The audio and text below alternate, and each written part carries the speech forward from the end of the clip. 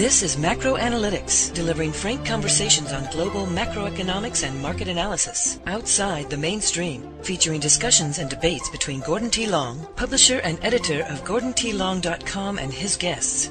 The content of this discussion is strictly the opinion of the participants. It is in no way a solicitation for business, nor is it to be considered investment advice of any sort. Always consult a registered investment advisor before making any investment decision.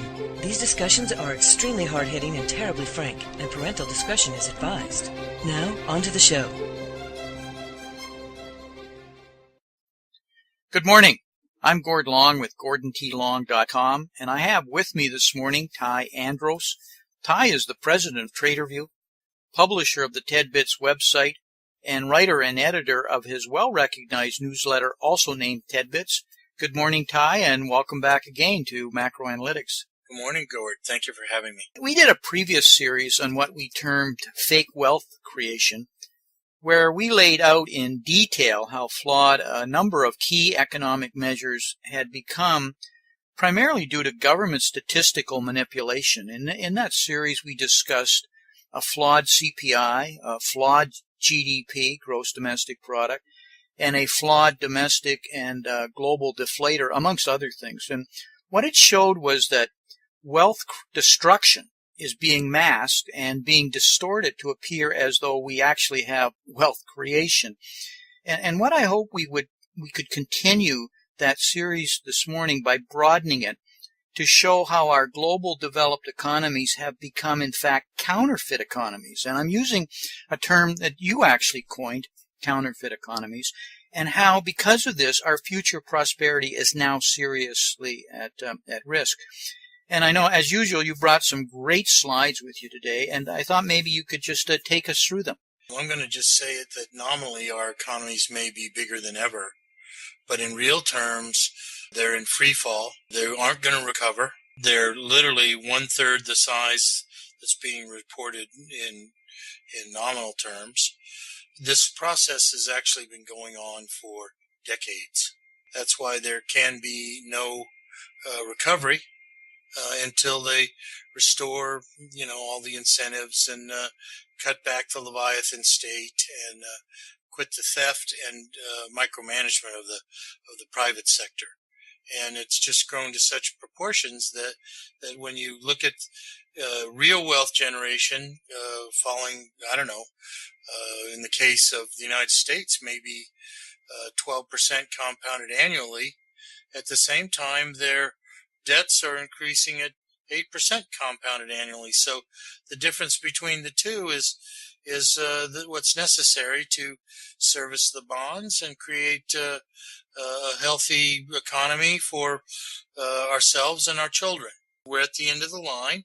They're not going to yield to more policies of the same. It's why sound money works so well in keeping economies thriving, because when you have sound money that's reserved back, if you have bad policies, there's a run on the bank and they want their gold. So either you change your policies or you're quickly bankrupt. And of course, this all started in August 15th, 1971, when there was a run on the bank going on. And Nixon was the most powerful man in the world, so he reneged on the promises. What we find ourselves at today is the natural end point of what started back then. We all think about Nixon and Watergate and all the tricky dick stuff. And when he said we're all Keynesians now, little did the unsuspecting U.S. Population understand what he meant, but now they do. The meaning of those words are at their tempest right now. They're at their Waterloo. And now we have got to go back to semi-sound money and capitalism, and if we don't, then our ultimate denouement is in front of us. And of course, Gord, you know that I believe we're below the event horizon. I believe there's just as it happens sooner or later. Von Mises was very clear when he wrote in A Theory of Money in 1912, and I'll quote him here, "It's impossible to grasp the meaning of the idea of sound money if one does not realize that it was devised as an instrument for the protection of civil liberties against despotic inroads on the part of governments. Ideologically, it belongs in the same class with political constitutions and bills of rights. In other words, sound money is really about constraining government, constraining socialist programs, and controlling the rapid growth of government and those living off government, crony capitalism. Sorry to interrupt, Ty, but some of our listeners may not really fully appreciate that. Well, it's just so true. And of course, that's why nothing ever gets better, because all it is more socialism going on top of more socialism to mask the absence of real growth and real progress in people's personal lives and in their finances. Bud Mises made that statement and wrote that 1 year before we created the Federal Reserve in the United States, which is an indication that, over 100 years ago, these principles were well understood and were being in jeopardy even then. It's in the Constitution, Gord. Thomas Jefferson understood it. Benjamin Franklin understood it. These are lessons that have been learned for thousands of years. And this is nothing new, what's going on, as you well know. And, one of the amendments to the Constitution talked about what real money is, and it defined it. And if we were still using that definition today, the United States would be quite a bit different, but I would have to say quite a bit more sound economy. But anyway, now everything's printed. I just finished a series with Charles Hugh Smith and John Rubino, where actually we discussed in detail the perils that the Constitution is now into, with the details of how, in fact, it is breaking down because of unsound money. But Ty, you want to jump right into your first slide? This is what I call the jaws of death. This is the demise of the world's financial system, right before your eyes. This chart goes back 70, 80 years, and it's from Zero Hedge. And this is the fingerprints of a collapsing U.S. economy. Collapsing receipts, collapsing government receipts, and spiraling deficits. And this is what central planning and progressive government have done. Regulations have increased 25% in 3.5 years. Debt has climbed about 60%, 6 trillion plus. In October of 2008 was $9 trillion. Today, as you well know, it's 16.2.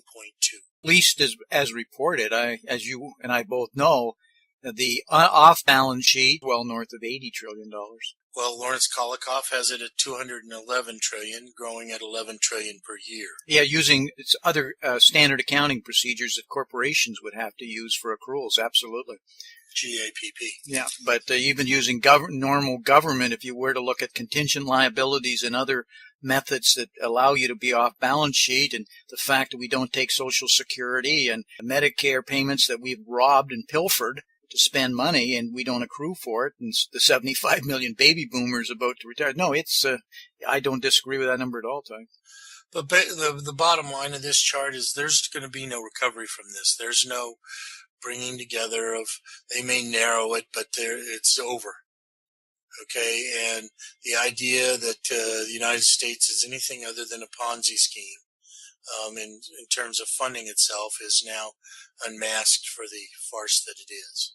I mean, look at those deficits in the last 5 years. And of course, there's no way to undo them now either.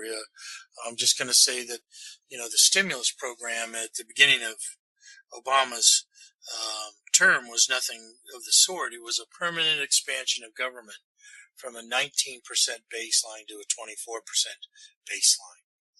And it was a permanent expansion of Leviathan government, and really paying off key constituencies like labor unions, and they increased the budgets of all the departments of the executive branch by 20 to 25%, and then put those on a baseline with baseline growth of about 5 or 6% a year. And Gord, when government's going at 5 or 6% a year, and the economy is not growing at all, sooner or later the whole economy is going to be government, isn't it? We're getting pretty close to that right now, Ty, because the other part of the government GDP consumption is really money being spent that was given to them by the government. We effectively double count in the GDP. So, your 24% is the government expenditure, but they're paying it out as transfer payments that are being spent in turn. So I think we're getting there, Ty. And of course, all the money spent for consumption. You really can't show me any investment that the government's making that will be self-liquidating, that will pay for themselves. Not only the government, Ty, but the capital expenditures in the country now have been just plummeting. So we're not making investments in top line growth. We're making all we're doing is manipulating the bottom line growth on the balance sheets. Is effectively what we're doing. Another way of saying it is we're eating our seed corn. Let's look at the European economic slides. And as you can see, Europe is falling off the face of the earth as well. There's a perception that the core is healthier than the periphery. I would argue that they're both equally sick. They both have unpayable and inextinguishable debts and liabilities.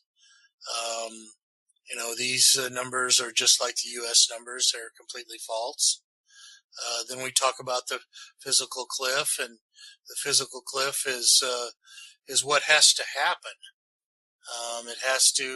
We have to cut government back, and we have to cut spending back. And unfortunately, we don't have anybody that's willing to take the hard pain necessary to do so. So the problem's set to get worse. And, nobody, I defy anybody to show me an economy in Europe that is self-sustaining. Oh, there's one, the Germans. Maybe one other in Europe that is actually producing more than they consume. But the rest of them are all on a basically insolvent, I'll call it government-sponsored insolvency. And real wealth and income generation is in free fall throughout the West. Recovery will not come from more of the past policies. Confiscation of wealth, also known as more regulations, debt creation, borrowing from the future, more taxes, and currency debasement. The developed world economies are dead. There's nobody going to invest in any of these economies. There's no hope of getting your money out. As I said earlier, there's no amount of political hot air that will change the course of the economies of this developed world. Structural changes must be implemented to restore incentives to produce and create wealth in the private sector. In reality, private property has been abolished, and capital will flee or go on strike until it is restored. And I defy anybody within the sound of my voice to show me any part of your life that's not taxed. Is there anything that you own that you don't have to pay taxes on year after year after year? They have removed your ability to own your own property, and you are just renting it from them. And what you pay in property taxes or anything else, that's just the rent that you pay, but you actually don't own it because they can always come and confiscate more. And as wealth creation and economies fail, the redistribution of wealth and the funding of inextinguishable and unpayable debt and entitlements has and will fall onto the printing presses. So the more that their policies fail, the more they're going to shove worthless paper into the hole. And of course, that's toxic. And the public will have falling living standards as the value of the money they use and store their wealth in loses purchasing power. And that's why the middle class is, bandied about in the elections gourd. But really, they're the victims. They're the victims of the redistributionists. The irony is not lost on me that the people that most depend on Obama and all of the welfare state politicians are the people that are most tortured by their policies. Okay, their policies that would destroy future opportunities in the private sector, and the money that they're paid always buys less while it sits in the bank. I mean, these people are the victims of the very people that say they're there to save them. No, it's a very good point, Ty, and it's completely lost.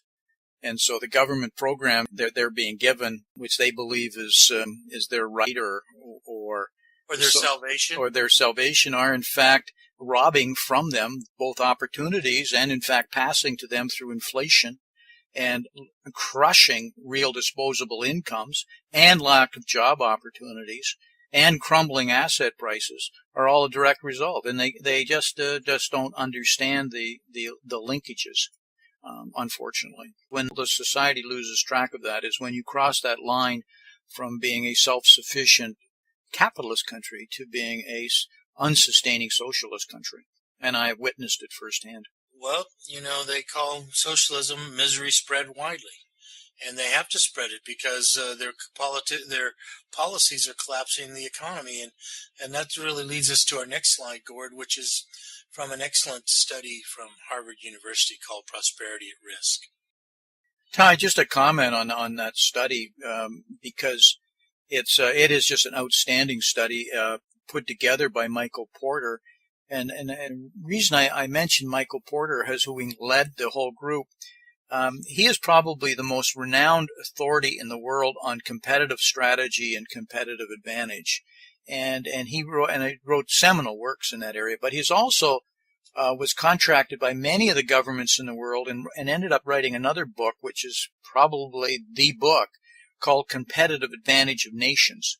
And so I'm bringing this up because he, in going through with all these former Harvard graduates that he canvassed around the world, is really trying to understand America's competitive advantage and disadvantage, and where in fact it could be pointed correctly, having, with this kind of background of understanding strategic advantage. And so his findings in his report, as you're going to take us through, is a little astounding. Not a surprise, but certainly astounding, and something not whitewashed by government funding. Well, this is a roadmap to prosperity. If you tackled government policies and used this as your roadmap to tell you where to go and what to do, if they did this over a 10-year period, America would boom. And 10,000 Harvard Business School grads, these are the who's who of the most productive people in the world. 2,400 of them had titles of CEO or chairman of that 10,000. And they're all the rest are CFOs. They're, it just these people are the who's who of the global leaders. These are the people making the decisions. These are the ones deciding on where to invest capital, where not to invest capital, and it's their perceptions that are the most critical. Porter doesn't say that it's government, but I'm going to say these are all of the major points of where there's problems are government controlled. Politics, taxes, talent, regulations. Look at that. Regulations is about a quarter of this. I mean, quoting him, respondents point to America's tax code, political system, K-12 education system, macroeconomic policies, legal framework, regulations, infrastructure, and workforce skills as the greatest current or emerging weaknesses in the U.S. business environment. Well, to me, that's everything. 66% of them, Ty, of the respondents said the U.S. is falling behind emerging economies, while just 8% saw it as pulling ahead. 42% of all decisions about potentially moving existing activities outside of the U.S. involved research, development, and engineering activities. And I could go on with some other statistics, but that's astounding because it's perceived generally that the United States is not competitive in a manufacturing base, and it's the manufacturing moving out. No, what they're saying is they're moving research, development, and engineering offshore, and I see that with copyrights, patents, etc. The growth is exponential outside of the United States and falling off dramatically. We've seen things like the Thomas Watson Center, the Bell Labs, like the Menlo Park, all major IT centers where the leaders gone. I mean, there still exist, but IBM's Thomas Watson Labs bigger than ever, 40,000 people. Very few of them are in the United States anymore. And of course they have to, because otherwise their ideas, innovations, and income would be confiscated. I mean, with the highest corporate tax rates in the world, and more regulations coming every day, the uncertainty means that they really can't plan for and implement growth in the United States. And of course, the since we don't have a territorial tax system like every other country in the world, there is no incentive for them to build and produce in this country anymore. And they're not stupid. They're not here for out of the charity of their hearts or anything else, although they're, I'm sure, quite charitable. They're businessmen. And businessmen's idea is to produce more for less and be rewarded by their customers by having them chosen. And with crony capitalism, as we're going to see in a minute, being implemented, and it's nothing more than the Chicago way. But just think of the taxes here, the regulations, talent, and of course, all the regulations really from Barack Obama's first term, most of them have been postponed until after this election's over. Ty, what they will tell you is that taxes, registrations, fees, licenses, there's a whole list of camouflage words for take are killing them, but it's really what's most troubling. It's the uncertainty. The investment climate is such now that they can't be sure. And when you have uncertainty, you don't take risky decisions. The other issue, too, is one of the things that's attracted money to the United States for decades is our laws and the certainty of our laws, and that we are a country of laws. And right now, there's a growing feeling that laws are something that are manipulated out of Washington for a competitive advantage. So it's forcing them into the role, the feeding of being the crony capitalists. And so a lot of these 2,500 CEOs, 10,000, they're trying to compete on a level playing field, and they're saying it's not level. Well, Gord, I guess I would say that the laws are there. They're just ignored by government. They apply to you, but it doesn't apply to them. Precisely. Now let's take a look at the next slide, Gord, which really we see the same picture emerging from these 10,000 respondents. Where do they say that we're falling behind? Look at that. Availability of skilled labor, efficiency of the legal framework, regulation, logistics, complexity of the tax code, dumbed down children, the effectiveness of the political system. 80% of the respondents are saying the political system. Well, of course, we get confirmations of that when we see the American people have a 16% approval rating of Congress. So they're kind of echoing what's going on. Anybody that talks to anybody that comes out of the education system, they have no knowledge of history. They haven't been taught the competition. They haven't been taught that they're being self-sufficient is the most important thing that they can do in preparing themselves. They're not taught to strive. They're told that failure's okay. 9 million words in the tax code of crony capitalism. It just goes on and on and on. Where does all this stuff emanate from? Central government. Okay, whether K-12 education, they took that over in the late 70s, and sure enough, three decades later, it doesn't work. Okay, macro regulation, it just goes on and on. And, we still are allowed entrepreneurs occasionally, a few sneak through. As you can see, innovative infrastructure, that we've got that. High quality universities. I would argue that, our universities may be high quality, but if they are, then we're really in trouble because they don't teach anymore.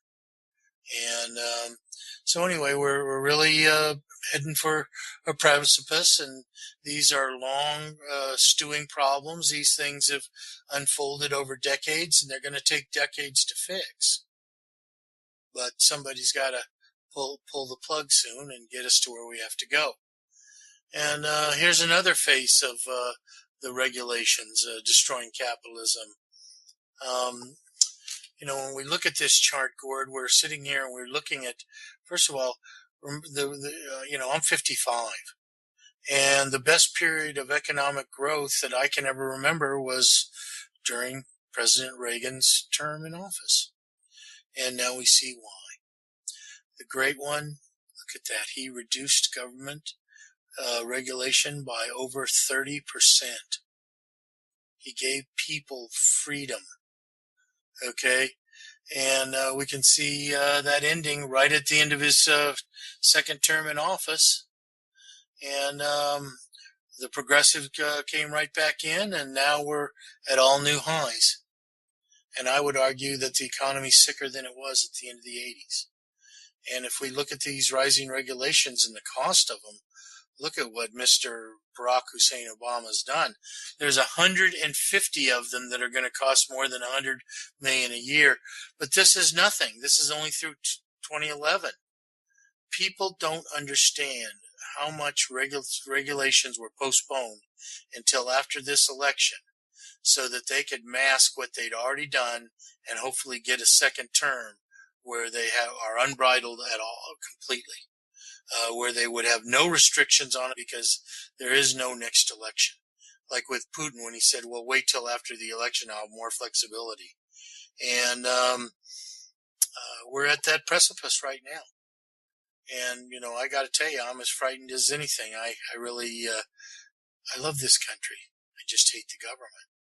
And because they really are they are just preying upon everybody. And, you know, as you know, Gord, has there been any reduction really in government anywhere since the crisis began? Really, all the reductions have happened in the private sector, haven't it? Ty, it's a funny discussion on where the reductions. If you look at some of the statistics, it would in fact give you the indication that government has actually been shrunk. But however, what's happened is we have more corporations that are living totally off the government and being funded by government expenditure. So it's government's is not in fact shrinking. Government is in fact growing. It's just, I'll call it stealth government. Yeah, in many ways. Ty, we're up against our hard line here. Matter of fact, quite a bit by it. So we need to wrap this as on a two-part series. A comment I'd make before I give you the chance to make some final comments is this study was a great study, this prosperity at risk, and so was another study, the Simpson-Bowles. So we've had great work laying it out very, very clearly what the problems are, what has to be done. But unfortunately, our political apparatus, it is like the Simpson-Bowles, just completely ignored, not looked at, and we just keep marching on a path that is taking us in a direction that is very, very questionable. Last comments, Ty? Well, just the government has basically prohibited success by law. They prohibited by regulation. It's prosperity prohibited by law. Ty, would you like to tell our listeners how they could learn more about your website, Tedbits, your writings, and the things that you're engaged with? Yeah, thank you. I write a Tedbits newsletter, which is an Austrian economic overview of economics and geopolitical unfolding.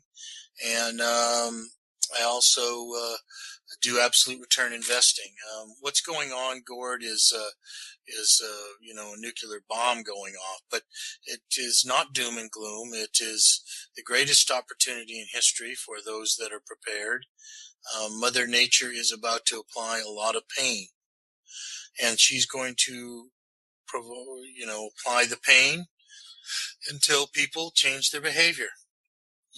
Pain is, a politician thinks it's to be avoided. No, it's not. It's to get you to alter your behavior.